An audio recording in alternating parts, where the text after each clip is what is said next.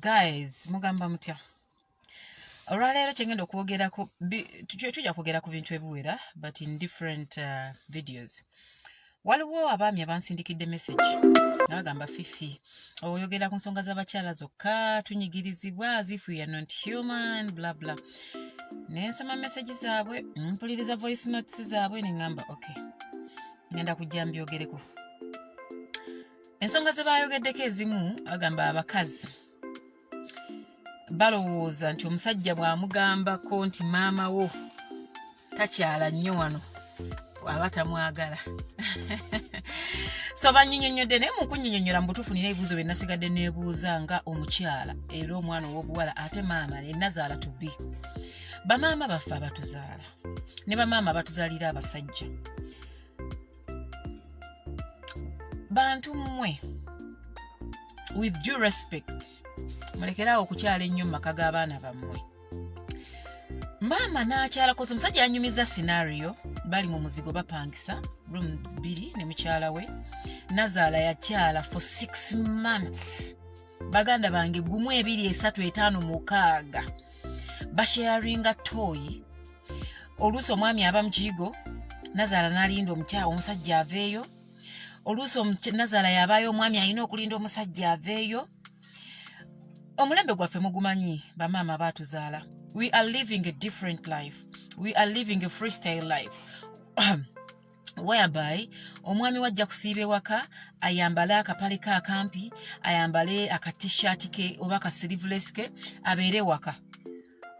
Okitegeera bamaama tulina engeri gye tulivingamu obulamu bwaffe obw'obufumbo obutafaanagana na bamwe mwalivinga nti ebyaffe we are free with each other. Naye maama n'okyala emyezi 6 mu muzigo mu butuufu nedda. Bannange ekyo nedda. Muganda wange omwana ow'obuwala maama nkimanyi omwagala naye maama tuula omunnyonnyole. Saasira omusajja wo naawe ng'omuntu musaasire.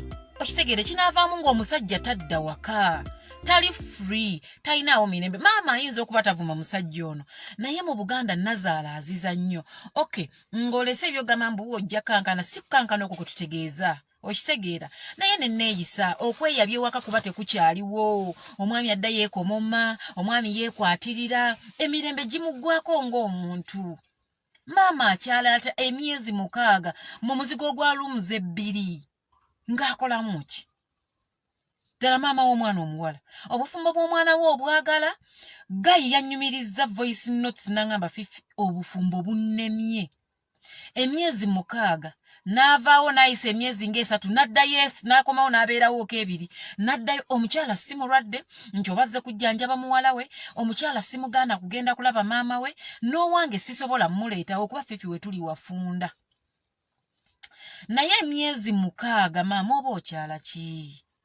Obufumbo bwa muwala wo buno obwagala bubeerewo oba tobwagala?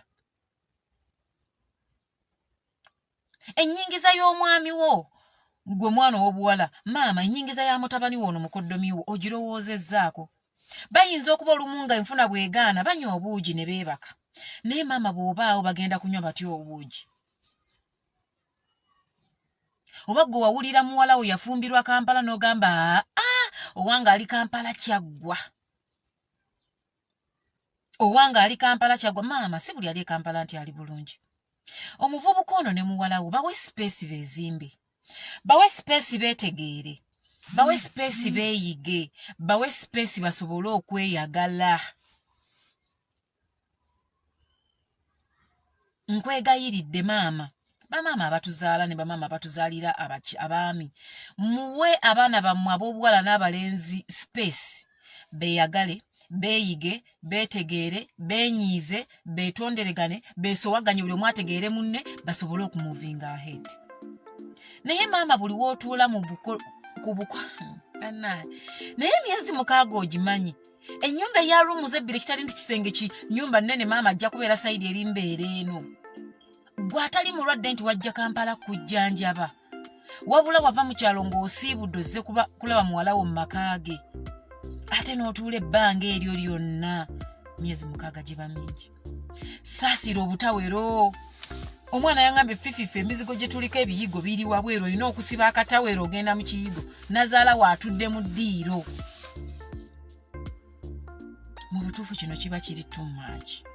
Baganda bange abaana b'obuwala ebiseera ebimu bamaama mubatuuze mubagambe nga nammwe abaana ab'obulenzi bw'olaba nga maama wo becoming something mugambe maama wetuli wafunda ate nakula n'empasa mbadde nsaba otigale mu kyalo bwe naamala okugaziwa ojje tubeere ffenna mamange rooms 2 nga mulimu Nazaala gwekyo okimanyi muba mukyalya kukoomuntamu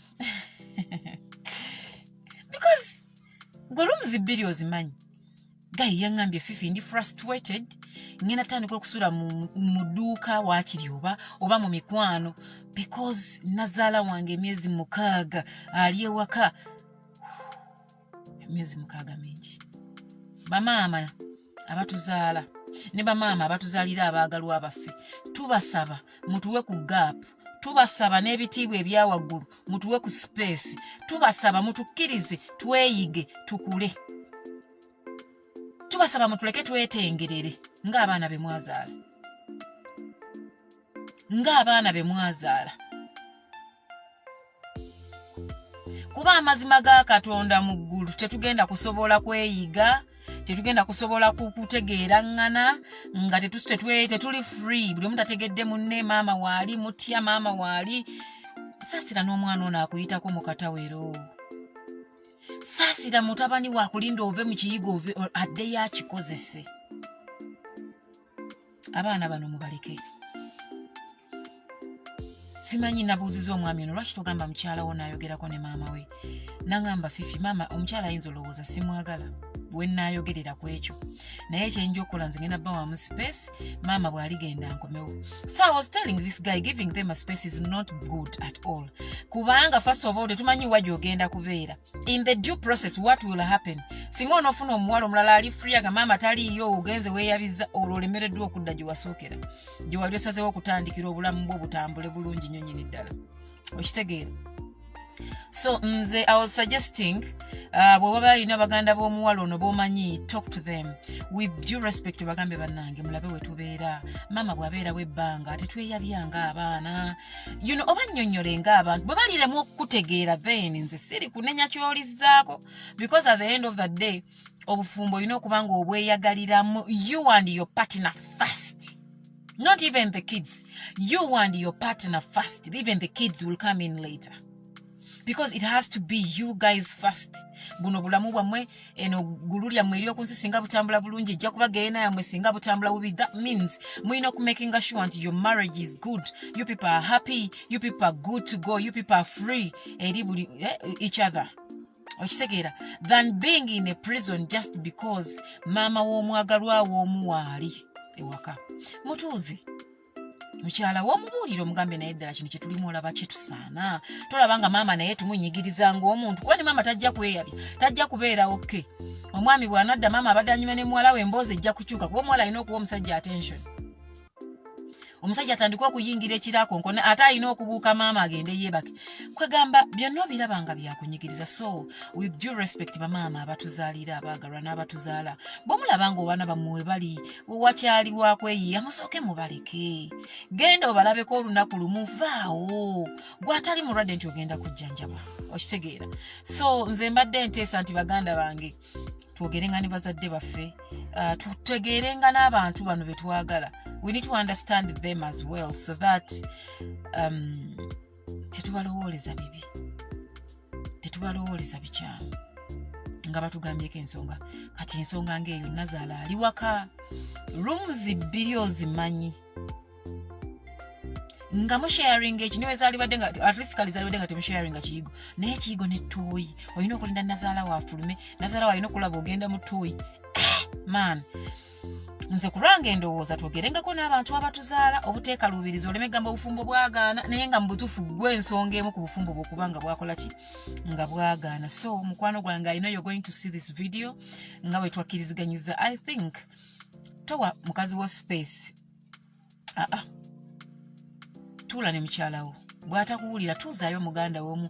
Temusobola kubanga mu family teri yajja kutegeera. They will. Kubanga ne baganda babalenzi baba baawasa sikiwa nti baali agadde bannazaala baabwe okujja mu muzigo we bali ne bawangaala emyezi egyo 6. Kuba yaŋŋambye maama anti yazaala omwana omuwala omwoyo anti kaakati anti no, that's not right. That is not right. Please. As in please. Bamama. Abana mubaleke babeere. Abana mubawo omukisa bezimbe nga mwe mwezimba ne bakitaabwe.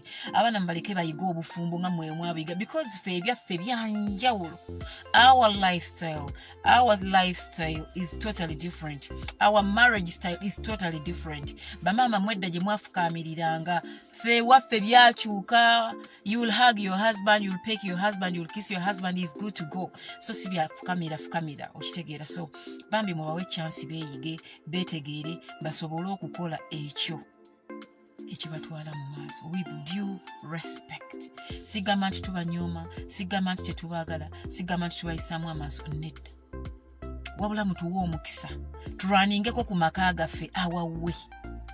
Nga maama wa bba wange tomubuulira biki byalina kukola wange, tomubuulira biki bye tulina kukola ewange ebikweyisa, nga ne maama wange tojja kufuukira mwami wange kizibu. Allow us be. Muleka abaana bano babeere, mubaleke bagezeseeko obulamu, mwabalela yesu, mwabakuza, mwabayonsa. Thank you so much. We respect you and love you for that, and we will forever be in depth with you guys, but let them be. Banange mubaleke. Naye gwe emyezi mukaaga ogimanyi nga Nazaala wali mu muzigo w'oli. Oh God, that is something very big.